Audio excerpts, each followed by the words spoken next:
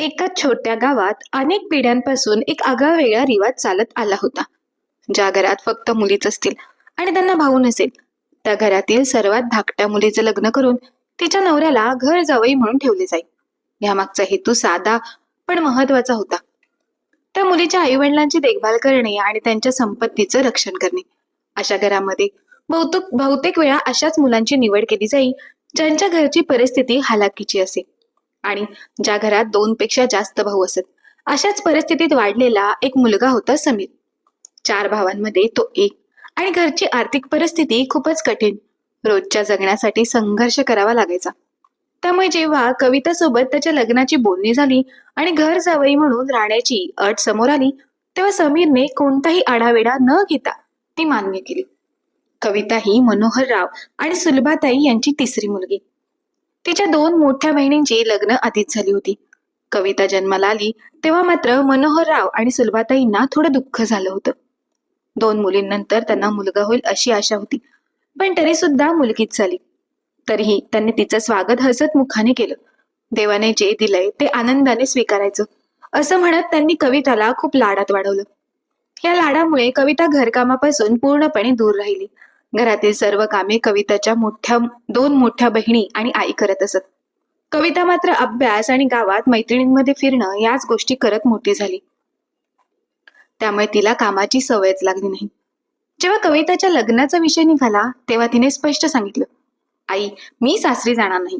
जो मुलगा माझ्याशी लग्न करेल त्याने आपल्या घरीच राहायला यायला हवं. तिच्या या बोलण्याने सुलभाताईंना खूप आनंद झाला. त्यांनी लगेच तिच्या मताला पाठिंबा दिला. त्यांना वाटलं, आपली मुलगी किती आपल्याबद्दल विचार करते. पण कविताच्या मनात वेगळंच गणित चालू होतं. आपल्याला काम करायला लागू नये आणि घरावर आपलंच नियंत्रण राहावं, म्हणून कविता असं म्हणाली होती. लवकरच समीर आणि कविताचं लग्न झालं. समीर लग्नानंतर कविताच्या घरी राहायला आला. तो अत्यंत प्रामाणिक, मेहनती आणि शांत स्वभावाचा होता. त्याने घरातील सर्व जबाबदाऱ्या मनापासून स्वीकारल्या. शेतीची कामं, घरची कामं, जे काही येईल ते तो करत असे. मनोहररावांना तो म्हणायचा, बाबा, आता तुम्ही आराम करा. तुमचे कष्ट करण्याचे दिवस गेले. आता सगळं मी आणि कविता सांभाळू. समीरच्या या शब्दांनी मनोहररावांच्या डोळ्यात पाणी यायचं. त्यांना वाटायचं, ज्याची उणीव आयुष्यभर जाणवत होती तो मुलगा आम्हाला जणू त्यांना समीरच्या रूपात मिळाला. पण त्या घरात समीरसाठी सर्व काही सहज सोपं नव्हतं. कारण कविता आणि सुलभाताई यांनी समीरच्या चांगुलपणाचा गैरफायदा घ्यायला सुरुवात केली. समीर कितीही मेहनत करत असला तरी त्याला योग्य मान सन्मान मिळत नव्हता.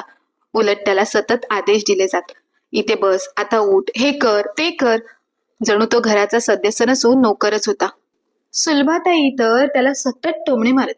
सुलभाताईंनी कितीही टोमणे मारले तरी कविता कधीही आपला नवरा समीरच्या बाजूने उभी राहत नसायची. समीर मात्र सगळं शांतपणे सहन करत होता. त्याच्या मनात एकच विचार होता, हीच माझी जबाबदारी आहे.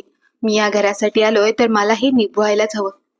पण दिवसेंदिवस परिस्थिती कठीण होत चालली होती. एकीकडे त्याची प्रामाणिक मेहनत तर दुसरीकडे सततचा अपमान. मनोहररावांना हे सगळं दिसत होतं, पण ते असह्य होत. त्यांना समीर बद्दल खूप माया होती, पण घरातील परिस्थितीमुळे ते काही बोलू शकत नव्हते. पुढे समीर आणि कविताला 3 मुली झाल्या. जेव्हा तिसरी मुलगी झाली तेव्हा तर सुलभाताईंनी समीरचा पान उतारच केला. अरे, तुला आयता आणून या गादीवर बसवलं आहे, पण तू तर काहीच कामाचं नाहीस. या संपत्तीला पुढे नेण्यासाठी एखाद्या कुलदीपक देण्याची सुद्धा तुझ्यात धमक नाही. अरे, हे जर माझ्या मुलीच्या हातात असते ना, तर एवढी 3 मुली होण्याची सुद्धा तिने वाट पाहिली नसती. आम्हाला वाटलं तू कामाचा असशील, पण तू तर कुचकामी निघालास.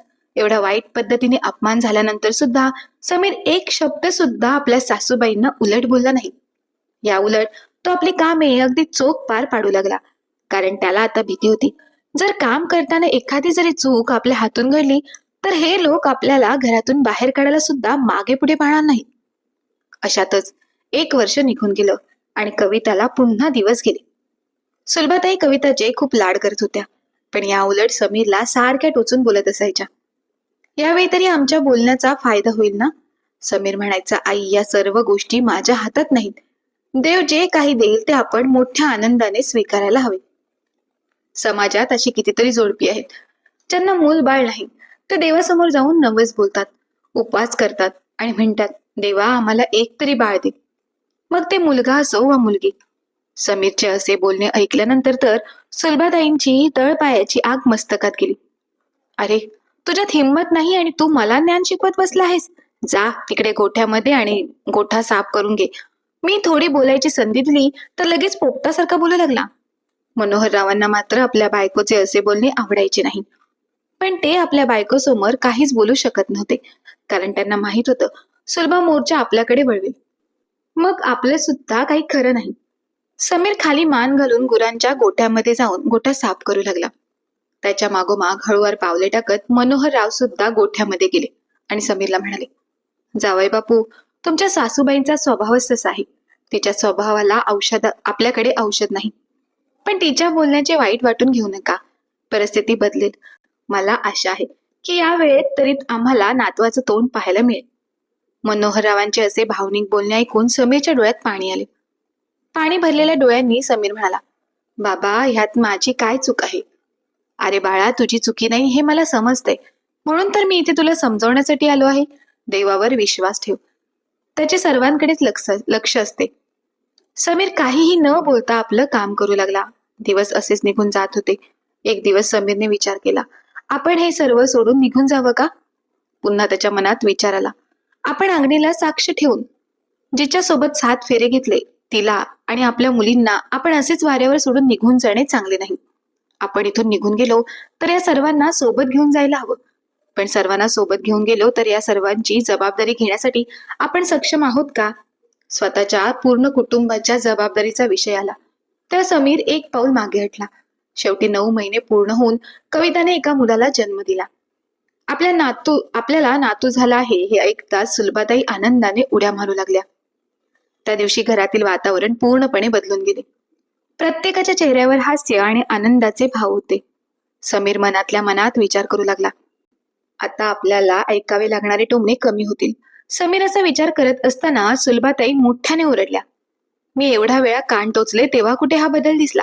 नाहीतर या कविताचा नवरा काही कामाचा नाही. बघावा तेव्हा त्या घुमा बैलासारखा बसलेला असतो.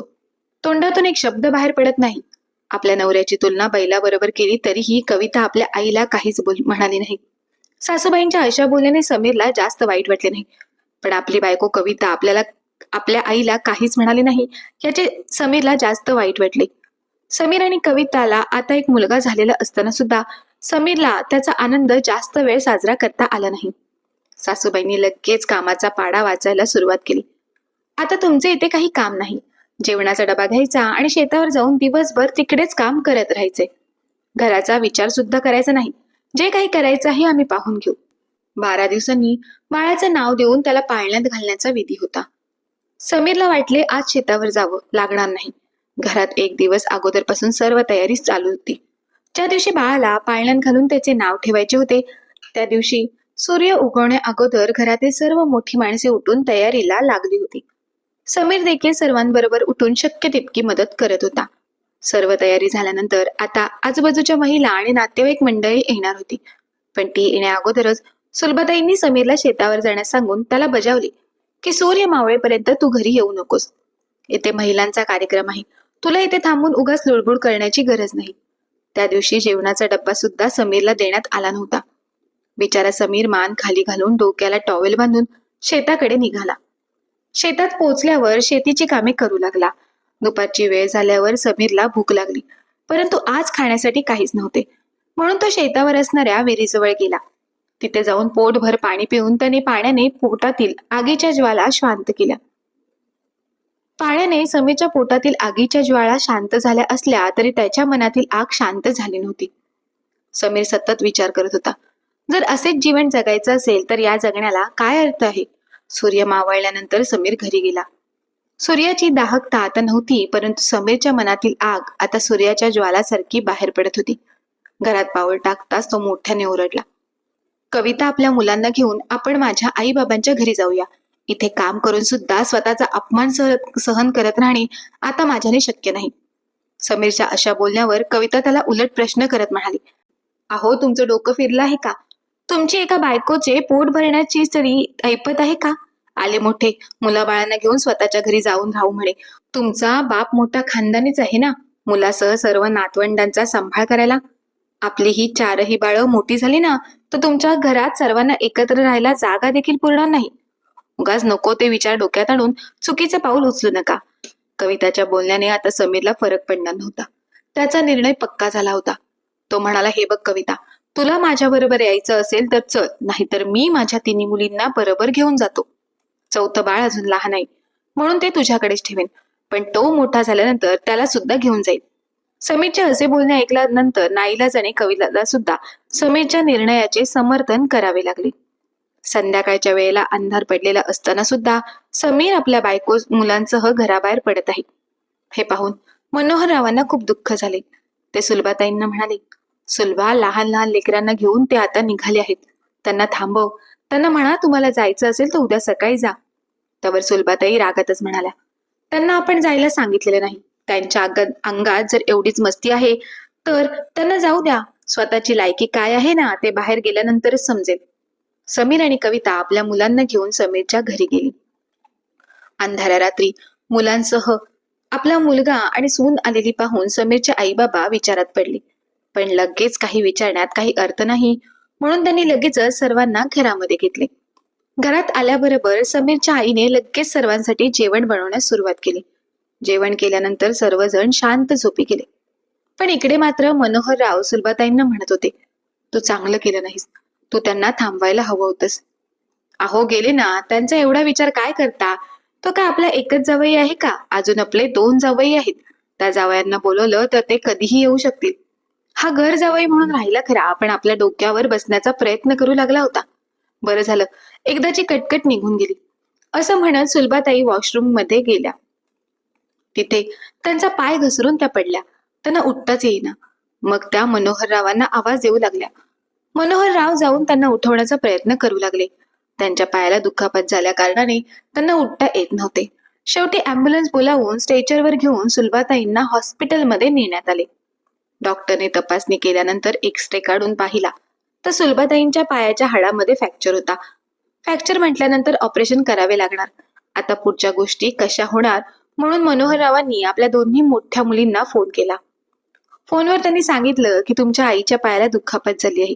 ती आता हॉस्पिटलमध्ये अजून तिला एकटीला उठता सुद्धा येत नाही. तुम्ही हॉस्पिटलमध्ये आलात तर बरं होईल. मोठ्या मुलीच्या नवऱ्याने जेव्हा हे फोनवरचं बोलणं ऐकलं तेव्हा तो म्हणाला, तुझ्या बाबांना सांग, मुलांची परीक्षा चालू आहे, त्यामुळे आम्ही येऊ शकत नाही. तर दुसरी मुलगी म्हणाली, बाबा मी आले असते, परंतु अमरराव ऑफिसच्या कामानिमित्त दुसऱ्या शहरात गेले आहेत. अशा परिस्थितीमध्ये मी मुलांना सोडून कशी येऊ शकते? माझ्या दुसरा बाळ तर किती लहान आहे तुम्हाला माहीतच आहे, त्यामुळे मला तिकडे येणं शक्य नाही. दुसऱ्या मुलीचा नवरा अमर तिच्याच बाजूला बसला होता आणि तो फोनवर काय बोलणे चालू आहे ते ऐकत होता. त्याच्या लक्षात आलं की आपण जर हॉस्पिटलला गेलो तर आपण तिथे अडकून राहू आणि हॉस्पिटलचे पैसे सुद्धा आपल्याला द्यावे लागतील.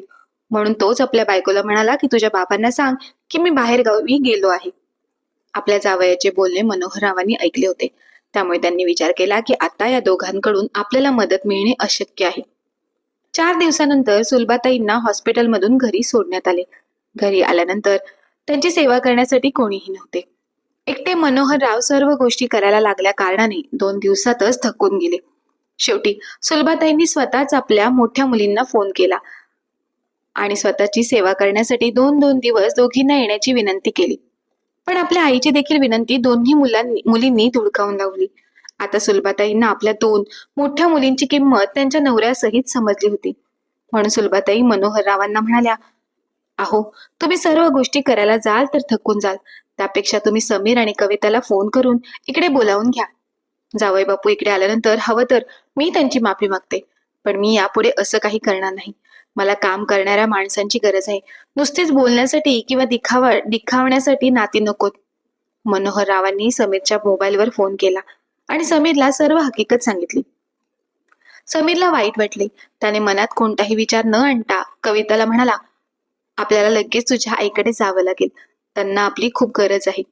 समीर आणि कविता घरी आल्याबरोबर सुलभाताईंनी समीरची हात जोडून माफी मागितली आणि म्हणाल्या, खरंच माझी खूप मोठी चुकी झाली. मी माणसं ओळखायला चुकले. असली हिरा माझ्या घरात राहून राबत होता, पण त्याला मला ओळखताच आलं नाही आणि जे दिखावा करत होते त्यांनाच मी हिरा मानत होते. पण मला आता खरा हिरा कोण आहे हे चांगले समजलं आहे. जावई बापू, तुम्ही मला माफ करून जर कायमचे इथेच राहिला तर तुमचे खूप उपकार होतील. समीर म्हणाला, आई, तुम्ही मोठे आहात, तुम्हाला माफी मागण्याची गरज नाही. माणसाची स्वतःची चूक स्वतः समजली की झालं. मोठ्याने कधीच लहानाची माफी मागायची नसते आणि लहानांनी कधीच मोठ्यांचा राग धरायचा नसतो. समीरचे असे विचार ऐकून मनोहरराव आणि सुलभाताईंच्या डोळ्यात पाणी आले. समीरच्या बाजूलाच उभ्या असणाऱ्या कविताने समीरला घट्ट मिठी मारली आणि म्हणाली, आई म्हणते ते अगदी खरं आहे. तू प्रत्यक्षात हिरा आहेस. पण आईच्या नादाला लागून मी सुद्धा तुला खूप काही बोलले होते. त्यासाठी तू मला माफ कर आणि तुझी इच्छा असेल तर आपण इथे थांबूया, नाहीतर आपण इथून निघून जाऊया. समीर म्हणाला, आपण इथून कुठेही जाणार नाहीत, कारण मी तुझ्याबरोबर लग्न याच अटीवर केलं होतं की मी इथेच राहणार आणि ती अट मी मोडणार नाही. आजपासून आपण इथेच राहूया. त्या दिवसापासून सुलभाताई आणि मनोहरराव तसेच कविता आणि समीर आपल्या मुलांसह त्याच घरात मोठ्या आनंदाने राहू लागले. सुलभाताईंच्या वागण्यात आता कमालीचा बदल झाला होता. तर मित्र आणि मैत्रिणींनो, माणूस ओळखण्यात आपली सुद्धा गफलत होते का? याविषयी आपलं काय मत आहे ते आम्हाला कमेंट बॉक्समध्ये कमेंट करून नक्की कळवा. आणि जर तुम्हाला ही कथा मनापासून आवडली असेल तर कथेला लाईक, शेअर आणि चॅनलला सबस्क्राईब करायला मात्र विसरू नका. भेटूया अशा छान छान कथांसह. धन्यवाद.